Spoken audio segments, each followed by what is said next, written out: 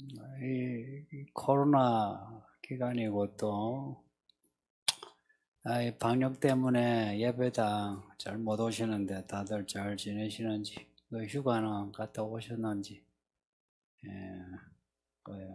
요즘 뭐 어디 가는 것도 겁나는 시대가 되었습니다. 앞으로 경제도 뭐 쉽지 않을 것 같고 세상이 더 시끄러울 것 같은데, 생각지 못한 일들이 연쇄적으로 일어날 것 같고, 이럴 때일수록 더 믿음으로 삽시다. 그러지 않으면 교회는 다녀도 믿음 없이 그냥 세상 물결에 휩쓸려 가요. 그러면 인생이 방황해요. 나중에 크게 후회해요. 예수님을 믿는다는 거는 그냥 말로만 믿습니다 하는 건 아니죠. 진짜 예수님을 따라가는 거야. 따라간다는 게 좀 말이 어려운데, 안 보이잖아요, 예수님이. 안 보이는 예수님을 어떻게 따라가노? 이 말씀이 예수님이에요. 우리에게 말씀하시는 예수님의 마음과 계획이 있어요. 그러니까 말씀이 우리 앞에 계시거든요. 그러니까 말씀을 읽으면 말씀이 이미 내 앞에 길을 열어 놓으시구나. 내가 움직이면 길이 열려요. 근데 가만히 있으면 길이 닫힌 것처럼 그래요. 근데 내가 예수님하고 성경 읽고 기도하고 또 일상에서 내가 순종하면 진짜 한 발자국 내디디면 문이 열리듯이 열리고 또 디디면 또 열려요. 근데 가만히 있으면 늘 닫힌 데서, 교회는 이제 오고 가도 왕복 달리기 옛날에 해보셨죠? 저기 있어, 저기 뭐 왔다 갔다 하는데 아무런 진보가 없어요. 그렇게 진보가 없으면 지겹죠. 그래서 교회는 다녀도 자꾸 예수님 말고 다른 걸 봐요. 바깥에 좋은 게 참 많잖아요. 중독성이 있는 게 세상이죠, 그죠? 중독. 세상이 사실 이 바깥에 세계에 있는 거는 다 중독성이 있어요. 그거 한번 다 맛을 보면 맛보고 싶고 계속 들으면 자꾸 듣고 싶어. 아시죠? 뭐 유행가 한번 들으면요 또 듣고 그래요. 뭐 여행도 한번 갔다 오면 또 가고 싶어. 쇼핑 한번 하면 또 하고 싶어. 또 수군대고 욕하는 것도 한번 하고 나면 또 이 재미가 들려가지고 또 하고 또 듣고 이래야 돼요. 예. 그러면 이제 교회 다니지만 이제 세상 사람 돼요. 이렇게 한번 이제 중독되면 설교가 안 들어와요. 안 그래도 제 설교가 재미없죠? 그러니까 반응이 벌써 긍정적인 반응이 나오는데, 아이고, 참, 고맙습니다. 그러니까 들으면 재미없어요. 또 성경책 읽으면, 그림도 없이 글만 빽빽, 재미가 없어. 그래도 뭐, 소설책은 글도 약간 여백이 있죠. 근데 뭐, 성경책을 펼치면 어때요? 빽빽하니, 정말 쉽지 않아요.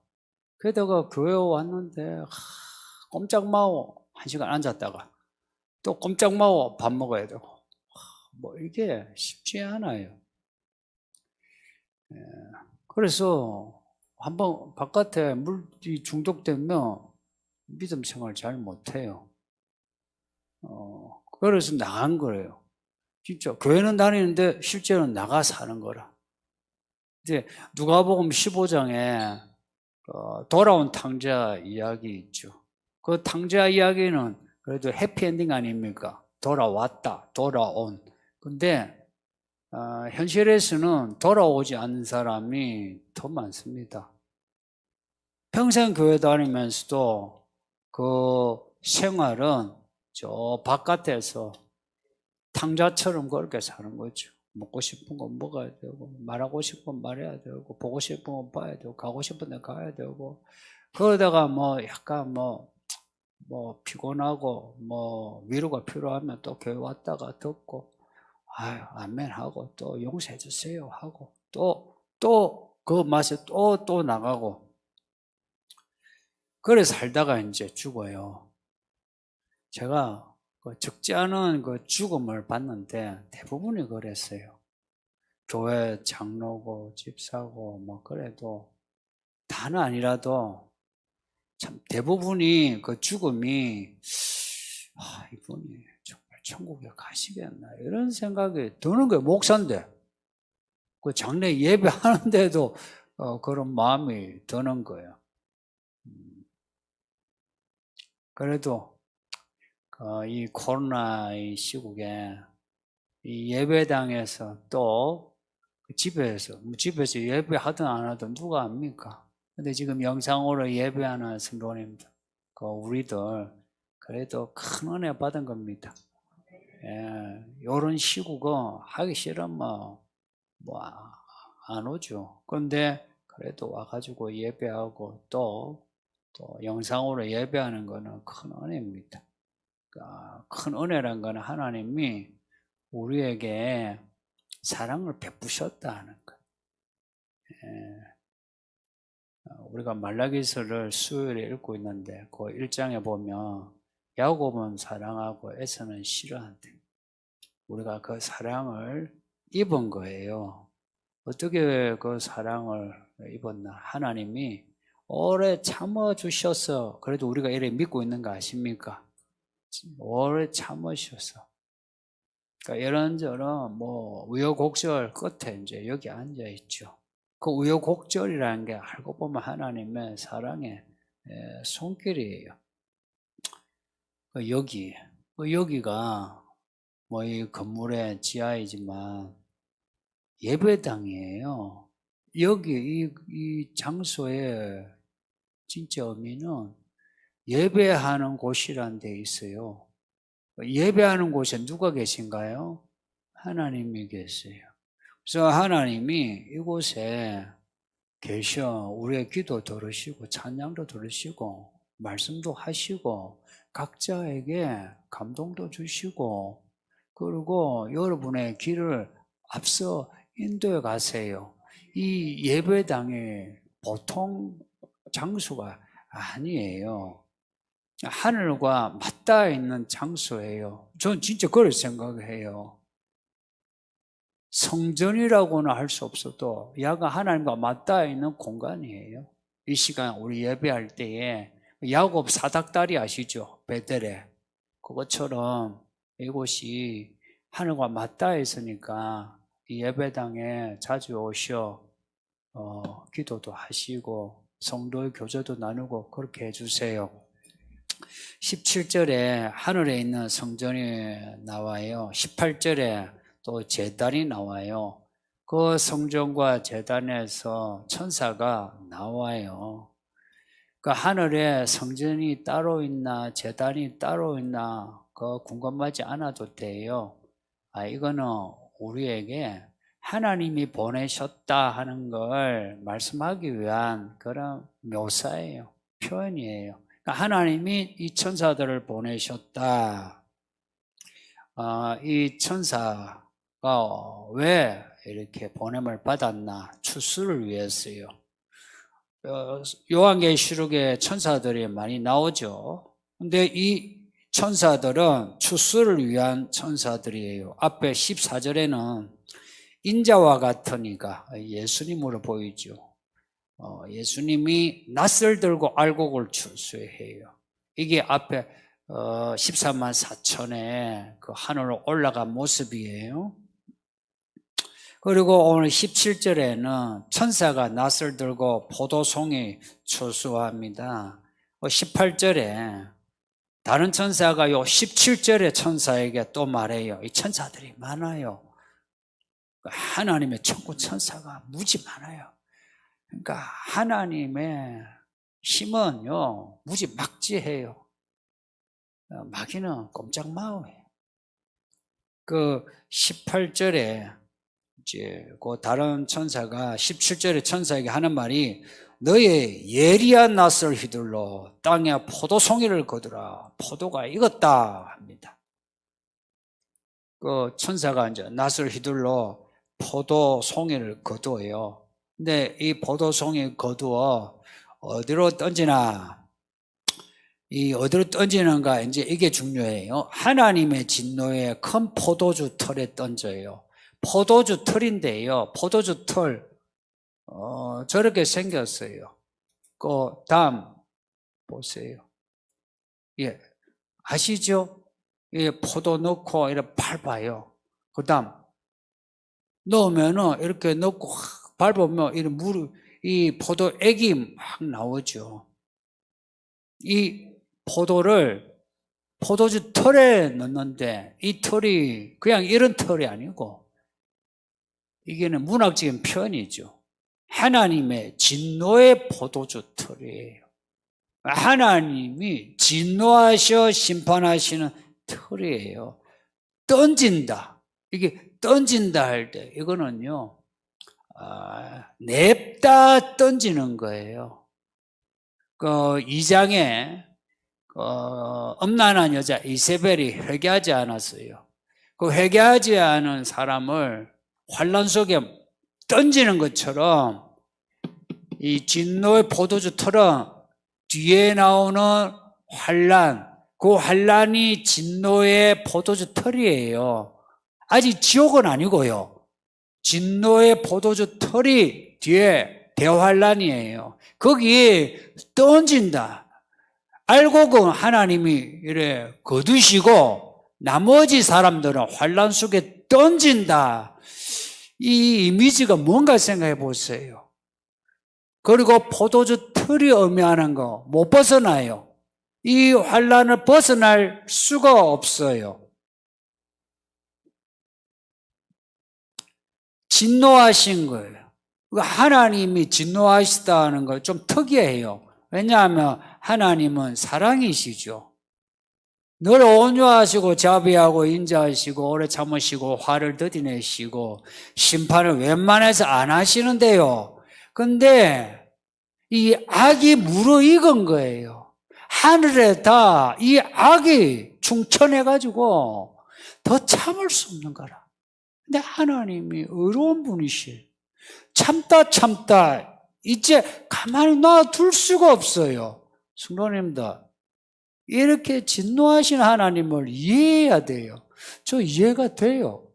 저는 하나님의 심판이 정말 논리적으로 이해가 돼요. 논리적으로 이해가 돼요. 그리고 사회학적으로도요, 이런 세상을 가만히 놔둘 수 있느냐. 하나님은 거룩한 사회를 원하시거든요. 이 사회를 그냥 두시면 안 되죠. 이 포도송이란 거는, 이제 포도송이는 우리 포도하면 맛있다 그러죠. 근데 이제 이 포도를 밟았을 때 포도주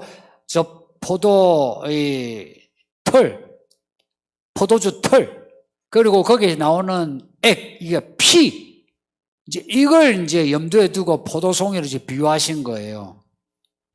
하나님이 진노하시면요, 한번 진노하시면 정말 격렬해요. 그런 거 있죠. 순한 사람이 화나면 겁난다고. 사랑이시나 하나님이 화내시면요, 정말 겁나요. 그래서 이 요한계시록을 우리에게 주시는 이유가 딱 하나예요. 이 진노의 포도주 털에서 나오라는 이야기입니다. 그 말은 악에서 떠나라는 겁니다. 하나님은 악을 정말 싫어하세요. 그래서 14만 4천은 이 진노의 포도주 털에서 빼가신 거라. 그게 휴거예요. 빼가신 거라. 그래서 하늘의 성 안으로 데려가시고 세상에 남겨진 사람들은 성 안으로 못 들어가요. 성 밖에 포도주 털에 거기에 밟히는데 하나님이 밟으세요. 천군 천사들을 동원해서 밟으세요. 이 땅에는 정말 무시무시한 일들이 일어나요. 이 진노의 포도주 털에서 벗어날 사람이 아무도 없어요. 아직 이런 일이 안 일어났으니까 에이 쉽죠. 근데 뭐 소 잃고 외양간 꽂힌다. 못 꽂혀요. 우리가 성경을 사실이라고 믿는다면 이런 말씀을 우리가 믿어야 돼요. 이 말씀도요, 하나님이 사랑이시니 이 말씀만 믿을 게 아니고요, 이런 심판하시는 하나님도 믿어야 돼요. 그래서 하나님의 심판을 무서워해야 돼요. 이렇게 14만 4천은 이제 올라가고요. 이제 남은 이 진노의 포도주 털의 내용이 뒤에 15장, 16장, 17장, 18장, 19장의 내용이에요. 그 내용이 7대접으로 나오는데요.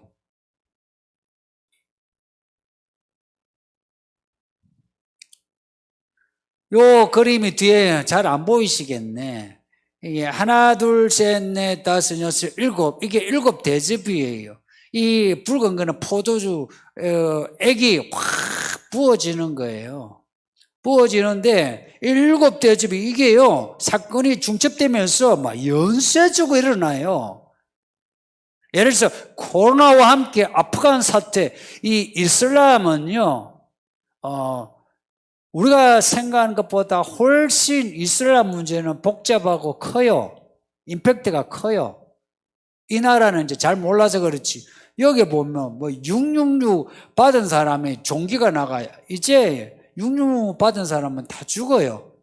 그리고 바다가 피가 되고 강과 물이 피가 되고 태양이 이상이 생겨서 태양으로 인해서 사람들이 불타 죽고, 그리고 짐승의 이 그림이 잘 안 보이시지만 짐승의 왕자, 그 짐승의 나라, 짐승이 진짜 한 개인이에요. 그 나라, 짐승이 있는 나라가 이렇게 종기로, 독종으로 죄를 받고요. 그리고 아마겟돈 전쟁이 일어나게 되고요. 마지막에는 이제 아마겟돈 전쟁에서 예수님이 세상을 이제 다 이기시는 마지막 이야기예요. 그 위에 그림에서 포도를 밟았죠. 밟았는데 피가 흐르는데 말굴레까지 흐른다. 그 깊이가 말굴레까지란 건, 말굴레가 이거랍니다. 이거 전 자세히 말을 이제 본 적 없어. 아시죠? 말하면 이렇게 잡고 이랴 하고서 하는 그 줄이 연결되어 있는, 이 말굴레까지 하니까 피가 철철철철철 흘러. 이렇게 깊이가 있다. 그리고 1600 스타디온이라는 것은 온 사방에 피가 철철철 넘친다. 교회 바깥의 사람들조차 지금이 아이고 심상치 않다. 세상이 이 종말 향해 가네. 그래요. 그리고 뭐 사회학자들도 역사의 종말에 대한 사회과학적인 글을 쓰고요. 근데 오히려 교회가, 믿는 사람이 이런 시간표를 잘 못 읽어요. 성도님들, 한번 하나님이 일을 시작하시면요, 진짜 쓰나미처럼 몰려와요. 코로나 이전에도 1년에 사건들이 있었거든요. 근데 이제 팬데믹이라고 온 세계에 이제 퍼진 게 이제 이 코로나인데, 실은 그 전부터 일어났어요. 이게 이제 코로나로 계속 일들이 일어나요. 하나님이 진노하셔서 하나님이 일으키시는 일들이다. 이래 생각하시면 하나님의 진노를 면해야 돼요. 그러니까 하나님이 진노하실 때는 엎드리는 게 좋아요. 그리고 나아가서 기도하셔야 되고요. 그리고 이 말씀을 붙잡아야 돼요. 지금 하나님이 사랑하시는 자 은혜 주셔서 부르세요. 어쩌면 지금 교회 안에 들어오는 사람은 진짜 누구 말 막차 타신 거예요. 지금 교회 안에 들어오는 분은 막차 타는 거예요. 그래서 성도님들, 여러분이 사랑하시는 가족, 친구들, 지인들 교회로 인도합시다. 정말 그들을 사랑한다면요, 그동안에 이렇게 있지, 이해관계 그냥 털어버리고, 감정 찌꺼기 그냥 털어버리고, 그냥 예수 믿자, 교회 가자, 구원받자, 그렇게 해주세요. 그리고 우리 자신이 교회는 오나 몸과 마음을 세상에 두고 살아가는 거 있죠, 이중적인 거, 이거 정리 딱 해가지고 교회 안으로 들어옵시다. 교회 안으로 들어와서 정말 예수님이 뭐라 말씀하시는가, 그 말씀을 들어보셨으면 좋겠어요. 그 말씀을 들으면 사실 다 좋아요. 나 자신이 좋고요. 그 내가 변화가 돼요. 아까 군사님이 고백한 것처럼 내가 변하니까 변하더라. 진짜 변화가 있어요. 아니, 예수님 오신 데가 짐 싸들고 뭐 산으로 가자 이게 아니고요. 어쩌든지 그동안 못 살았던 그런 온전한 완전한 그런 삶을 살자 이거거든요.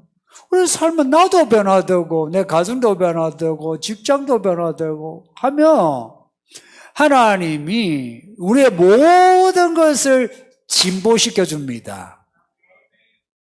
살아계심을 보여줘요.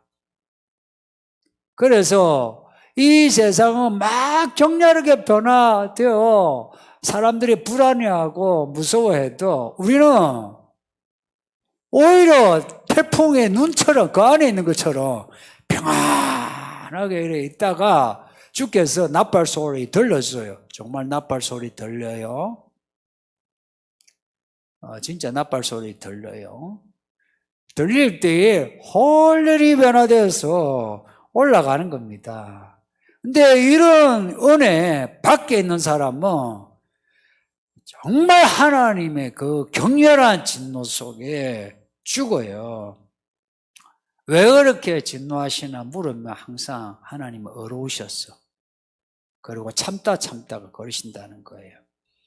14장에는 알곡주수하는 내용이, 오늘 본문에는 진노의 포도주 틀을 받는 내용이, 이렇게 딱 두 본문이 비교되는 거 무슨 의도인지 눈치채시겠죠? 우리가 여호수아서 읽고 있는데 여호수아서 8장을 보면 여호수아의 이스라엘이 그 두 산에서 율법을 낭독하면서 축복을 선언하고 저주를 선언해요. 말씀을 잘 지키면 축복이요, 어기면 죄 지으면 저주다 하는 거예요. 왜 그렇게 하겠어요? 축복받으라 이야기죠. 그리고 아까 말라기도 이야기했는데 야곱과 에스를 비교한 이유가 뭐겠어요? 성경은 이렇게 의도적으로 비교해요.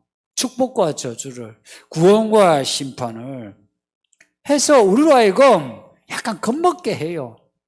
겁먹고 하나님께 돌아오라는 겁니다. 한번 해보세요. 긴가민가 싶을 때 한번 해보세요. 정말 여러분 증거를 반드시 가지게 될 겁니다. 이 세상이 갈수록 시끄러워져요. 연쇄적으로. 그리고 사건이 빨라지면 시간도 빨라져요. 중력이 크면 시간도 변형된다 하죠. 그 중력이라는 게 사건들이에요.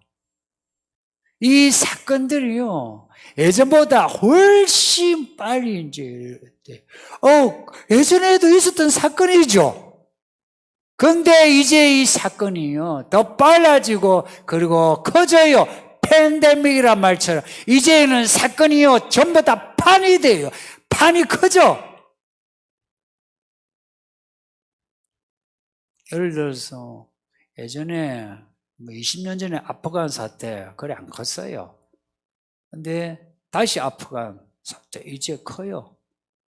우리에게까지 미쳐요, 이제. 그때는 그러지 않았어요. 말하자면 그 사건이 반복되는 것 같아도 이제 사건의 크기가 달라요. 그리고 속도가 달라요. 이제 이렇게 해서 정말 시간이 끝점이 와요. 준비가 됐느냐 하는 거예요. 정말 내가 하나님의 종으로 인침을 받고 살아가느냐 하는 거예요. 그거 어렵게 여기지 마세요. 그냥 성경 읽고요. 기도하시고요. 일생에서 순종만 하면 돼요. 아이고, 여러분 보고 집 팔아가 뭐 헌금하라, 아니 뭐 저기 가서 선교하라, 그게 아니고요.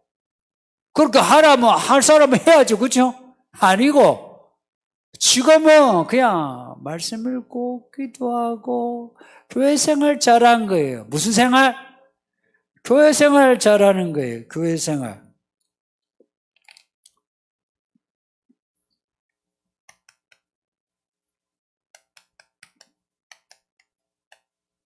교회 생활 잘하는 거예요. 이거는 눈에 보이는 교회 생활, 눈에 안 보이는 교회 생활 다 이야기해요.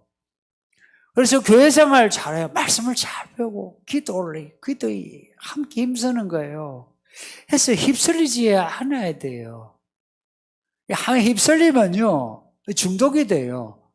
그래서 그런 게 있잖아요. 어떤 변동, 세상의 예초, 여기에 한번 귀를 열면 막 지금 빨리 집을 사야 되고 막 땅을 사야 되고 가상화폐 사야 되고 뭐 해야 되고 했어요.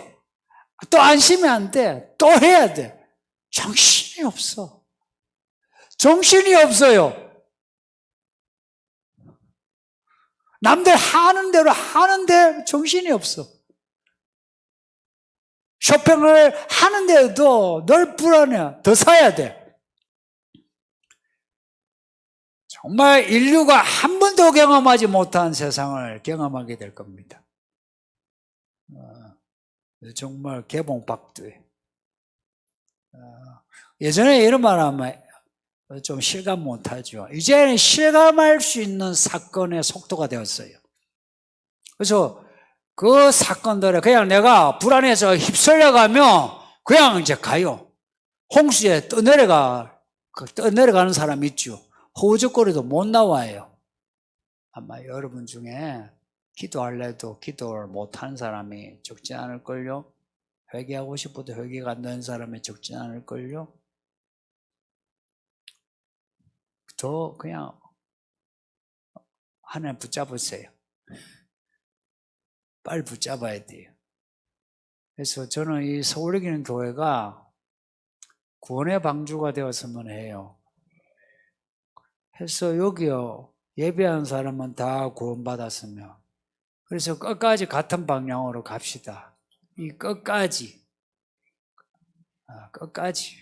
지금은 이제 그게 주제가 뭐냐 끝까지 그러려면은 계산 잘하세요. 계산 머리를 잘 굴려야 돼. 어떻게 하면 내가 살 길인지 그거 잘 찾으셔야 돼. 그냥 무시합니다 이게 아니고요. 논리적으로 합리적으로 지혜롭게 어떻게 하면 내가 살 길일까 할 때 그때 내가 있죠. 그거 있잖아요. 투자하는 사람 이거는 확실하다 싶으면 막 집 팔아가지고 투자하지 그죠? 약간 옆에서 보면 미쳤죠. 근데 그 예산이 맞으면 대박 나죠. 그 밭에 감춘 보아 밭을 봤는데 밭에 보물이 있어. 우와, 밭은 볼품이 없는데 안에 보물이 있어. 그래서 자기 집을 다 팔아가지고 밭을 샀어요. 이게 지혜 아니에요? 믿음은 그렇게 안 하면은 믿음 생활을 못 해요. 믿음은 어중간한 게 없어요. 진짜 보아라. 그러니까 계산해야 돼요. 보물이 있다. 보물인가 알아보는 눈. 그리고 보물을 살려면 계산해야 돼요. 가끔 성도님들, 영상 예배하는 분들도 잘 들으세요. 하나님께 예배하고 하나님께 순종하는 걸 아주 값싸게 여기는 분들이 있어요. 이만큼 하면 되지 하는 분이 있어요. 적당히 타협하죠, 그죠? 하나님 말과 안 통해요. 저도 그런 전과가 많아요. 안 통해요. 이게 밭에 감추인 보물이라면 내가 계산 잘해야 돼요. 얼마나 팔아야 될지, 내가 투자를 해야 될지 해야 그 밭을 살 수 있어요. 14만 4천원 그걸 해낸 사람이에요. 이 교회 목사인 이 목사가 여러분이 그렇게 하게 몰아가고 있습니다. 지금 몰아가니까 알아서 몰려갑시다. 예, 말씀 생각하면서 우리 기도합시다. 다 같이 기도합시다. 우리 모든 성도가 진노의 포도주 틀에 들어가지 않게 해달라고 합심해서 기도합시다.